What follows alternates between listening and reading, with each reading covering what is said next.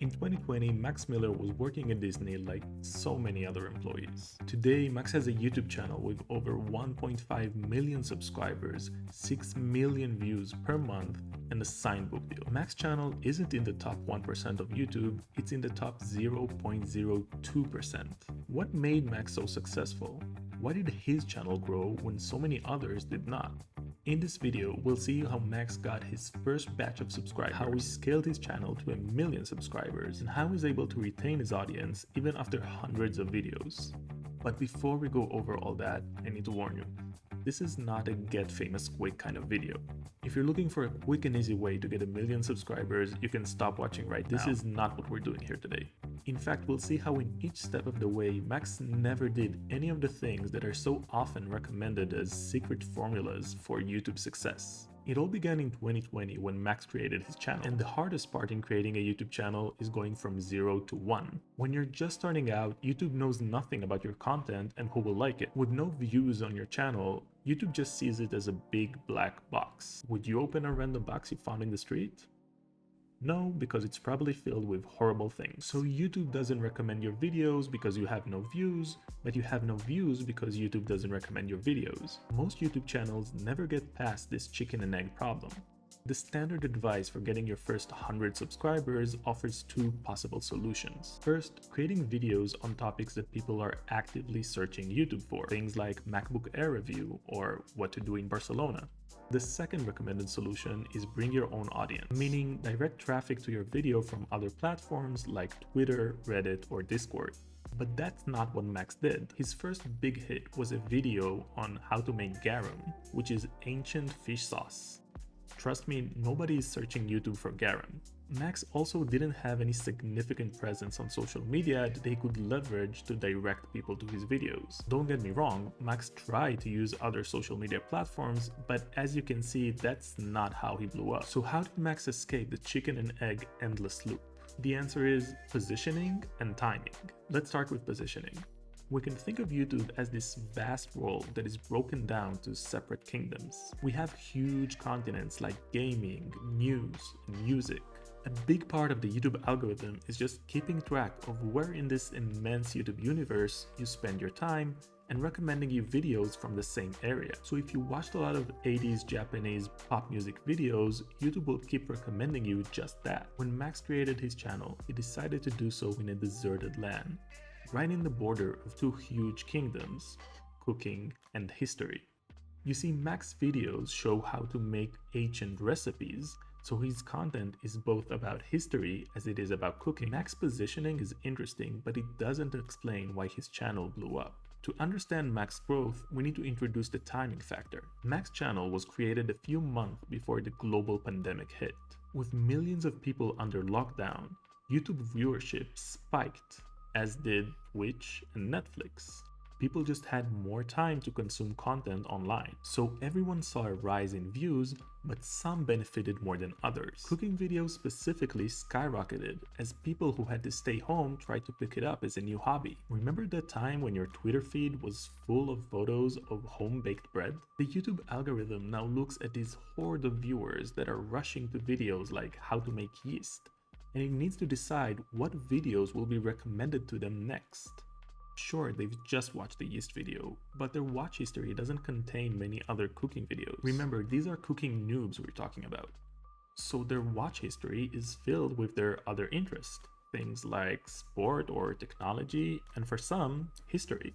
Max's channel was the ideal recommendation for this new wave of people who started to take an interest in cooking and had a history of watching history videos. But solving the chicken and egg problem still doesn't guarantee a huge success. Many channels spend years with nothing more than a couple thousand subscribers. So how did Max reach all the way to 1.5 million subscribers? The standard advice for viral growth on YouTube is to optimize two metrics: click-through rate or CTR, and average view duration, AVD.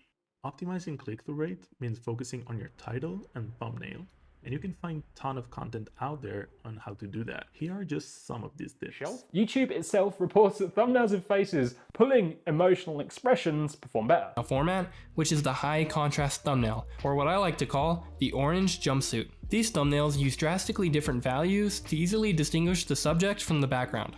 Anytime a thumbnail was produced that gave an interest or a promise of something, but you weren't quite sure, but you were curious, those videos consistently performed. Looking at the thumbnails on Mac's channel, we can immediately see he's not utilizing any of that. To optimize average view duration, the standard advice is to obsess on the first minute of the video, since that is where most people leave. We're told we should mimic creators like MrBeast, who use lots of cuts, almost one per second, in their intros. Max, on the other hand, starts off every video like this.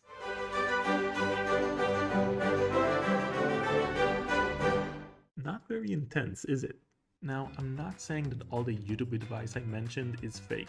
I'm just saying that Mac's channel proves that you can do just fine without it. So if Max didn't hack the CTR and AVD metrics, how did he grow so much? The answer takes us back to positioning. We already saw how Mac's channel is located in the border between two big categories: history and cooking. In theory, that position allows him to attract viewers from both categories. However, the opposite is just as likely to be true. Viewers who are interested in the cooking can be put off by the history, and viewers who are interested in the history can be put off by the cooking, leaving Max with just a small group of people who are interested in both. Max is able to attract viewers from both categories because he balances his content perfectly to appeal to both groups. Let's take this random video from Mac's channel and see how it's structured. We start off with the intro that gives us the context of today's topic, but also shows us what we'll end up making. Then Max talks about the historical context of the dish. The next part is going over the recipe,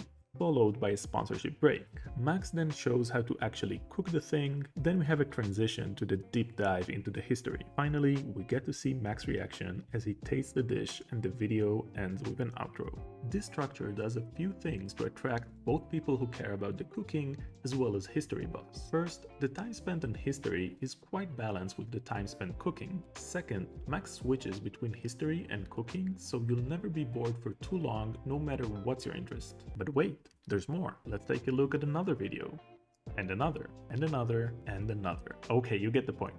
Max is incredibly disciplined in sticking to his structure. That means that if you follow Max content, you have a pretty good understanding of where you'll be able to find the stuff that interests you, even without using chapters. Max transition into the history time segment also make it easier to skip the parts you don't like. He makes the distinction very easy for the viewer. We've seen how Max got his first subscribers and how he was able to scale his channel all the way to 1 million. The last question that is yet unanswered is how did he manage to keep people coming back to his videos? After 3 years and almost 200 videos, keeping the audience interested is not an easy task.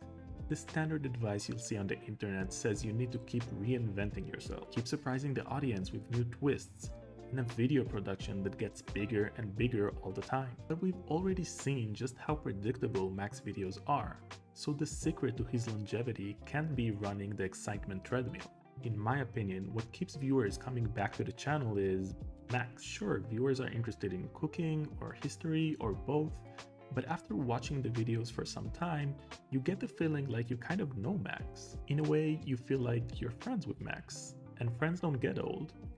This effect is created because Max brings his personality to his videos. We get to enjoy his charm and sense of humor, we learn a little bit about his personal life, and we cheer as he tells us about his wedding or a new book deal. Although these more personal parts are very short and probably take less than 5% of the videos, it's just enough to establish a personal connection that keeps viewers coming back. Max's channel is proof that you don't need to be MrBeast or hack the algorithm to get 1 million subscribers. Max has done it with a simple formula, by consistently creating excellent videos with a personal touch that appeal to a large but specific audience. Personally, I had a lot of fun doing this deep dive on Max's channel. I don't believe you can mimic his success, but I do hope it can inspire you to find your own path. If you want to hear about the next deep dive, make sure to like and subscribe to increase the chances of you hearing about it. Thank you for watching all the way to the end. Bye bye.